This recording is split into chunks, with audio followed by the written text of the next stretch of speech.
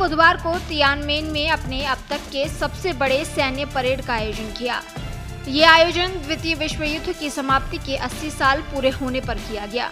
राष्ट्रपति Xi Jinping ने रूस के राष्ट्रपति व्लादिमीर पुतिन और उत्तर कोरिया के नेता किम जोंग उन, ईरान के राष्ट्रपति पेजेश्कियान सहित कई विदेशी नेताओं का स्वागत किया।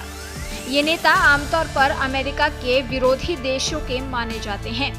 इसे पश्चिम की ताकत को चुनौती देने वाली शक्तियों का जुटान कहना गलत नहीं होगा।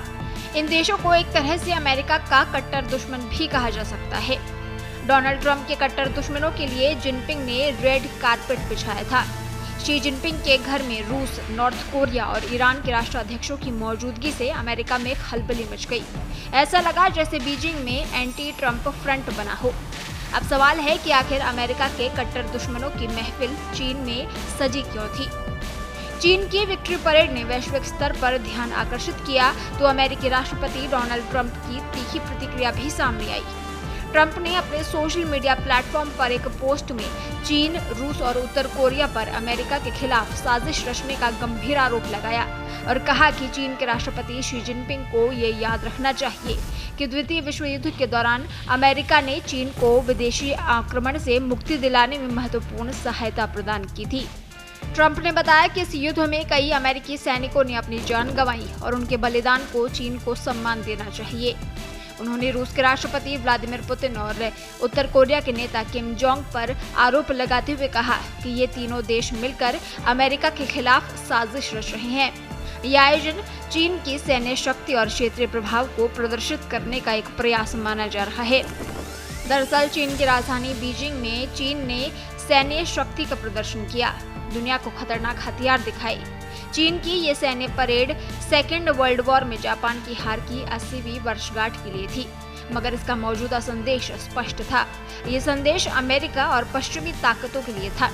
ये पहली बार था जब अमेरिका के तीन कट्टर दुश्मन चीनी राष्ट्रपति शी जिनपिंग, रूसी राष्ट्रपति व्लादिमीर पुतिन और उत्तर कोरियाई नेता किम जोंग उन साथ साथ रेड कारपेट पर चलते हुए दिखे। ऐसा लगा कि चीनी राष्ट्रपति जिनपिंग अमेरिका की अगुवाई वाले पश्चिमी प्रभुत्व वाली व्यवस्था को चुनौती देने के लिए नया वर्ल्ड ऑर्डर तय कर रहे हैं। बीजिंग में पुतिन, किम जोंग और ईरानी राष्ट्रपति की जुटान की असल वजह चीनी सैन्य परेड ही है। चीन ने बुधवार को अपनी सैन्य शक्ति का प्रदर्शन करते हुए जेट, लड़ाकू विमान, मिसाइल और लेटेस्ट इलेक्ट्रॉनिक युद्ध हार्डवेयर सहित अपने कुछ आधुनिक हथियारों को पहली बार सार्वजनिक रूप से दिखाया।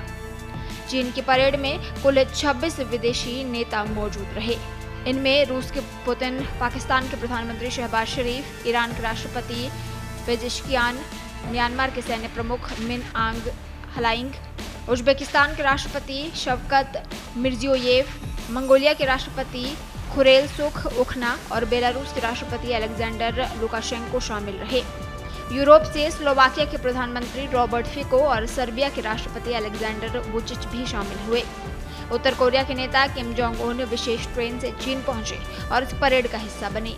यह ऐतिहासिक क्षण था क्योंकि 66 साल बाद कोई उत्तर कोरियाई नेता चीन की सैन्य परेड में शामिल हुआ।